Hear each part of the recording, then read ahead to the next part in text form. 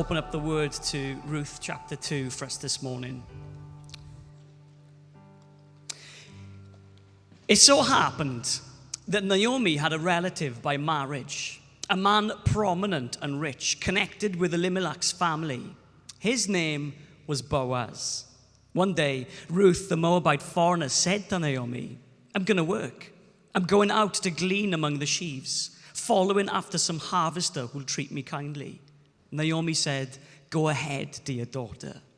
And so she set out. She went and started gleaning in a field, following in the wake of the harvesters.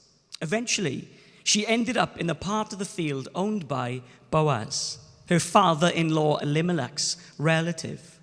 A little later, Boaz came out from Bethlehem, greeting his harvesters. "God be with you," they replied, "and God bless you." Boaz asked his young servant, who was foreman over the farmhands, "Who is this young woman? Where'd she come from?" The foreman said, "Why, that's the Moabite girl, the one who came with Naomi from the country of Moab. She asked permission. 'Let me glean,' she said, 'and gather among the sheaves, following after your harvesters.' She's been at it ever since, from early morning till now, without so much as a break." Then Boaz spoke to Ruth, "Listen, my daughter, from now on, don't go to any other field to glean. Stay right here in this one. Stay close to my young women. Watch where they are harvested and follow them. Don't worry about a thing. I've given orders to my servants not to harass you. When you get thirsty, feel free to go and drink from the water buckets that the servants have filled." She dropped to her knees, then bowed her face to the ground. "How does this happen? That you should pick me and treat me so kindly, me, a foreigner?" Boaz answered her, "I've heard all about you. Heard about the way you treated your mother-in-law after the death of her husband, and how you left your father and mother and the land of your birth and have come to live among a bunch of total strangers. God reward you well for what you've done, and with a generous bonus besides from God, to whom you've come seeking protection under his wings." She said, "Oh, sir, such grace, such kindness, I don't deserve it. You've touched my heart, treated me like one of your own, and I don't even belong here." At the lunch break, Boaz said to her, "Come over here, eat some bread, dip it in the wine." So she joined the harvesters. Boaz passed the roasted grain to her. She ate her fill and even had some left over. When she got up to go back to work, Boaz ordered his servants, "Let her glean where there's still plenty of grain on the ground. Make it easy for her. Better yet, pull some of the good stuff out and leave it for her to glean. Give her special treatment." Ruth gleaned in the field until evening. When she threshed out what she had gathered, she ended up with nearly a full stack of barley. She gathered up her gleanings, went back to town, and showed her mother-in-law the results of her day's work. She also gave her the leftovers from her lunch. Naomi asked her, "So where'd you glean today? Whose field?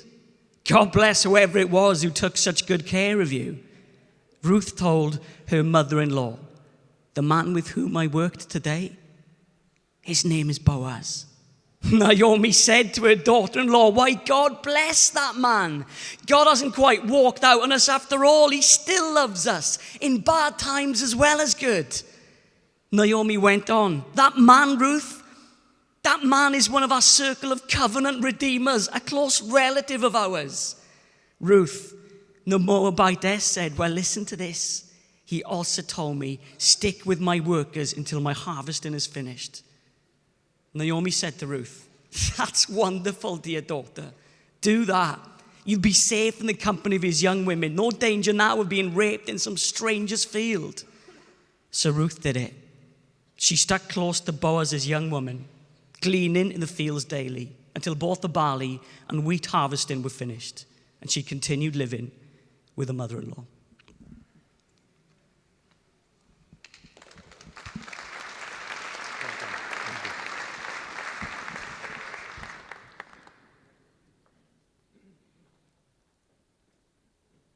be with you. And also with you. Just trying to flash out the Anglicans. Seem to be a lot of you here. But in these ecumenical days, how good it is. Well, yesterday we had this big picture, did we not, of God's regeneration, his big regeneration project in time and eternity. And today we turn and we look at what does that look like? What does that look like for God's disciples in all the places where he calls and sends them day by day out into the world? For me, these 2 days are a dream coming true. Churches together, loving one another, praying together, seeking God's face for how they can bless, bring shalom for the sake of the city. A dream coming true. Churches together, people and pastors asking the question, how can we help you where you are out in all the spheres? And churches together, people and pastors, the people out there asking, how can my church, how can churches together help us where we are out there? Well, today, all the applications from this little confection I'm going to offer you come in the next 4 hours. I asked Roger for 4.5 hours. He gave me 15 minutes, and the 4.25 is the tracks this afternoon. So enjoy. Well, imagine an ordinary day. And like Boaz, you're walking on your ordinary day into the place that you usually go to be among the people that you're usually among. I wonder, what do you see as a disciple of Jesus? What do you see? For our discipleship is always about seeking to live the way of Jesus in the places we find ourselves day by day. And when stuff happens, what do you see? I wonder, what, as a disciple of Jesus, what do you see? The Lord with you, how do you respond? The Lord alive in you, how do you respond? For the heartbeat of our discipleship is always our cardiac connection with Christ.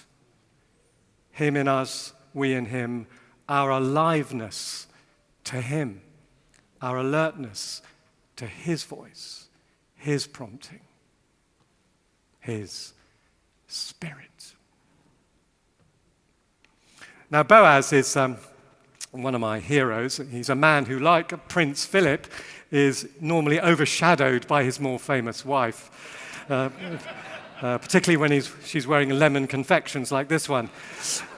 He walks into his day as to the place he normally goes to, a farmer, a small businessman, if you like, a boss, a manager, a leader, if you like, but also actually the first believer in the one true God that the Bible records using the phrase, "The Lord be with you." Now, as you know, today the phrase is most often associated with Church of England priests, perhaps, who say it in their congregation, in church on a Sunday, potentially wearing robes. But Boaz is not a priest. He's a farmer. He says it outside to his foreman and to the men and women, his team of laborers at work on a working weekday in his work clothes. The Lord be with you. It's a prayer, actually, isn't it? It's a prayer that in this ordinary day, in this ordinary workplace, with this ordinary labor under the hot Bethlehem sun, God might show them favor. The Lord be with you in your accounting. The Lord be with you as you take that trolley in the hospital. The Lord be with you as you massage the conditioner into somebody's hair and pray for them as you do it. The Lord be with you in that letter. The Lord be with you in that volcanically irritating conversation with that volcanically irritating client, customer, parishioner. You might say that, but I couldn't possibly comment. The Lord be with you in all kinds of places. Of course, this greeting, the Lord be with you, could just be a conversational convention, couldn't it? Just a way that people said hello to one another. But the text tells us that Boaz is a man of standing. The translations vary, a man of renown, a man of noble character. Now, the Hebrew word is chael, which sounds great in Scottish or Welsh. Chael. Daughter sounds good in Welsh too, doesn't it? Did you notice that? Chael. I wonder if you could say it for me. Just say it. I mean, chael. Well done. Even Gentiles can do it. And it's most usually applied to soldiers, mighty men of chael, of valor. It has connotations of heroism and is essentially a word about character. So in chapter 3, Boaz uses it to describe Ruth. And importantly, it is the word used to sum up the woman of noble character in Proverbs 31. That paragon of whole life godly wisdom, that woman who combined such a formidable range of domestic, commercial, and leadership skills that you'd have to splice together Nigella Lawson, Karen Brady, and Angela Merkel to match her. And if you did, this is what you would get.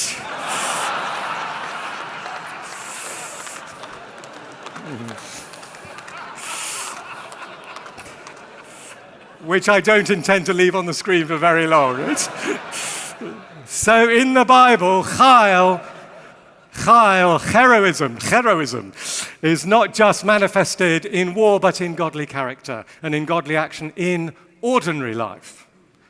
So it's perhaps no coincidence that in the Hebrew Bible, the book of Ruth follows immediately after the book of Proverbs. It's as if to say, you have seen how the fear of the Lord expresses itself in exemplary ways in this upper-class, married, rich woman. Now, see what it looks like in a poor immigrant widow. See what it looks like in a middle-income farmer.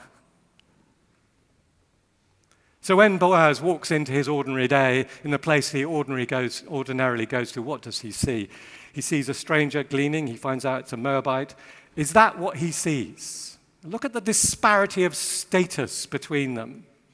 He's male, she's female, he's Israelite, Moabite, he's a landowner, she's just a gleaner. He is rich, she's poor. He is a bulwark of the community, and she is an outsider. Is that what he sees? He sees a woman of noble character. He sees a godly woman. Now, there is no reason why he should go and talk to the gleaner. No reason why the CEO talks to the cleaner. She's not even an employee. And he's not prepared for this encounter, is he? Everything we see here is spontaneous. It's coming out of who he is. It's not planned. He just takes the initiative to pray for her and praise her. In the NIV, may the Lord repay you for what you've done. May you be richly rewarded by the Lord, the God of Israel, under whose wings you have come to take refuge. He does not regard her from a human point of view. Why does he pray for her and praise her? Because he admires her commitment to her mother-in-law and the one true God. He does not regard her from a human point of view. He prays and he praises her, and then he protects her. I have told the men not to touch you. Now, Boaz is ensuring that God's values set the tone. He's creating a context for human flourishing, if you like, in his workplace. And whilst there are some things he can assume about his values, he can assume that the foreman will allow the woman to glean in his fields, he's also sharply aware of the culture around him, of what men are like, and just how vulnerable Ruth is, how vulnerable a youngish, impoverished female foreigner without an obvious male protector might be, how vulnerable any newcomer in an organization might be, some intern, some impressionable new graduate, some first-year associate on a business trip somewhere. It's not safe for women in Judah. Naomi says the same thing at the end of the chapter. In someone else's field, she says to Ruth, you might be harmed. It's not safe. Indeed, there's a temptation to see this book of Ruth, as some kind of bucolic idyll, some kind of lark rise to Candleford, some kind of Cranford, some kind of Downton delight. But this is happening, as Ruth 1 tells us, in the days when the judges ruled. This is Taggart. This is a period of radical moral and spiritual decline. By the time we get to Boaz, we're very close to the time when a priest will travel openly with a concubine, a woman who is then gang raped, and whose body is then cut up by the priest and posted around the land to summon the tribes to punish Benjamin, those who raped her. And already in this passage, we get a sense that Judah is not safe for lone women, just as Britain is not really safe for women. It's not safe for my daughter. So Boaz sees Ruth from God's point of view. He sees his culture from God's point of view. So yes, the poor are gleaning in his fields, as God had ordained it should be in Leviticus. And so what does he do? Well, he's prayed, he's praised, he's protected, and now he provides. So they're gleaning. So he's not a businessman who's trying to gather every last grain for himself, screw down every penny of profit for himself without any concern for the wider community. But in Boaz's case, there is more to his corporate social responsibility than some calculating obedience to the law of gleaning. His is the obedience that grasps the heart behind the law, the heart that God has for the alien and the exile and the asylum seeker, the heart that God has for the working poor. It's a terrible phrase, isn't it? The working poor. People who work 40, 50, 60 hours a week and aren't paid enough to feed themselves and their families. It masks a lot, that. For the migrant worker whose kids are being looked after by grandma 1,000 miles away. So yes, he lets Ruth glean. That's what the law says. But Boaz sees the person, recognized that she probably would not have been able to bring enough water to slake a thirst generated by a long working day under the hot Judean sun. Drink from the water jars, he says. He would have worked out that because she had to glean, maybe she didn't have her own sandwiches. Maybe she didn't have enough food to bring. And so he invites her to join them for bread dipped in wine vinegar, a kind of 10th century equivalent of salt and vinegar crisps. That's where Walker's got it. But Boaz doesn't just feed her, does he? He includes her. Come over here. Have some bread and dip it in the wine vinegar. Come over here. Come over here. He's a male in a patriarchal society. She's a female in a patriarchal society. He's an Israelite. She's a Moabite. She's not even a servant girl. She's just a gleaner. He's rich. She's poor. He's a bulwark. She's an outsider. She's voiceless. This man invites her to come and sit with everyone else. He's really risking his reputation in a kind of way by eating with this Moabite. He doesn't just bless her materially. He includes her socially. The CEO lunches with the cleaner. And then he offers her more grain than she can eat, and beyond that, he tells the harvesters to pull out some stalks for her. And again, this is extraordinarily generous. It's the generosity that preserves Ruth's dignity. She's come to pick up stray grains like a sparrow might peck up fallen seeds. This is back-breaking work. Now, Boaz could have thought she's gleaning. She's got a job. She's got a job. She'll eat. But he sees her poverty.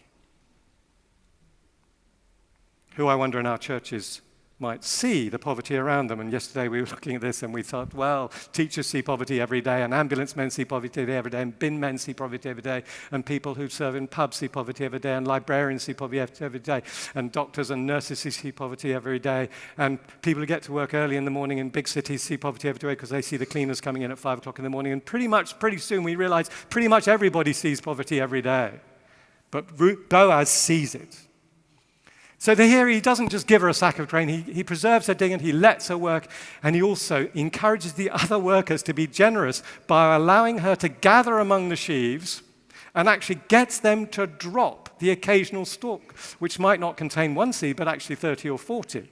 He's showing them what generosity looks like. He's involving his workers, his community, teaching them what generosity looks like and feels like. Join me in this. He empowers them to decide how much food Ruth is going to take away at the end of the day. How much she's getting paid, if you like. And how generous are they?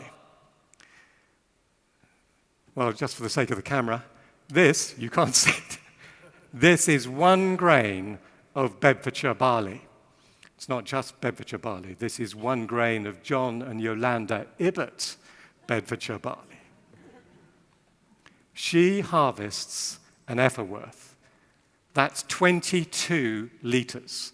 That's a lot of grains of barley. And I talked to their scientist. That's in fact 297,968 grains of John and Yolanda Ibbott Bedfordshire barley. Maybe Bedfordshire barley grains are bigger than Bethlehem barley grains, in which case it would have been even more. But there is no way, there's a present for someone. I'm not as eager as people for Andy Murray's sweatbands, I can see. But there's no way that Ruth can pick up 300,000 grains of barley. There's no way she can pick up 100,000. Boaz's workers have left her a lot of sacks. They've been taught to be generous. They've been given permission to be generous. They've been empowered to be generous. They're generous. She's been fed. She takes away enough for 5 weeks, not 1 day. So what does Boaz do? He prays, he praises, he protects, he provides. And why does he do it? Because she's a woman of chayil. The businessman's actions highlight the migrant's virtue. How valuable is that person? Now, he doesn't have to do any of these things. He doesn't have to do any of these things. And you're going to hear people today who don't have to do many of the things that they do by God's grace. This is the generosity of grace. Grace does not have to, any more than God has to rescue his people time and again in the period of Judges. Yes, this God of love instituted the law of gleaning because he anticipated that there would be poverty. But the gleaning is an expression of his love, but it doesn't limit the scope of his love or ours. The minimum wage does not limit the scope of our love or even the living wage. Love goes further. Do we seek to provide, protect, praise, and pray?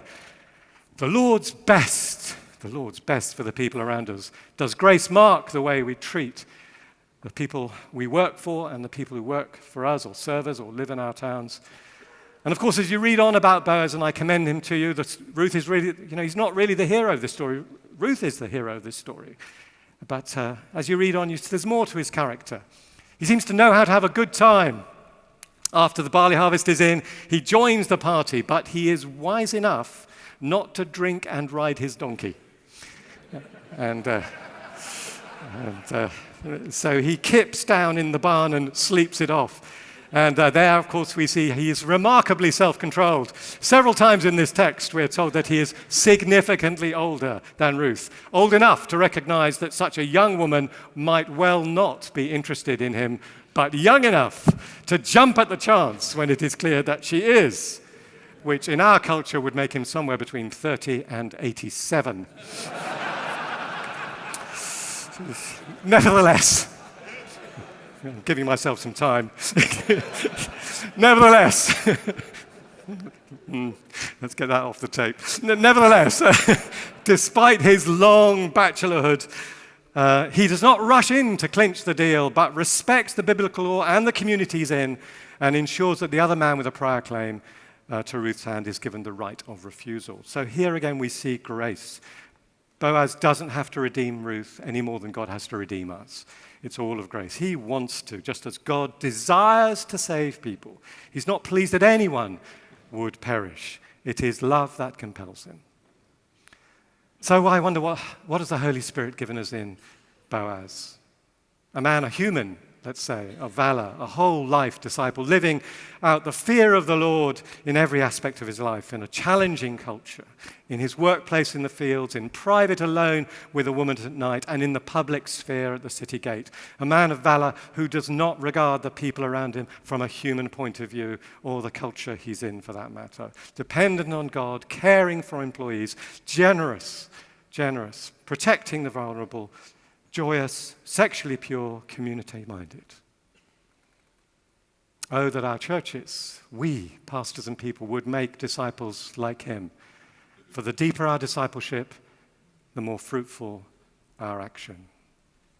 Oh, that we would make and rejoice in making disciples like Boaz, a person who has so deeply learned the ways of the Lord, that when he walks into his day, to the place he usually goes to, among the people he's normally with, he can respond in the Lord's ways, with insight and grace and generosity, to create a different kind community. So, wherever your daily walk takes you, whoever you're with, whatever comes your way, the Lord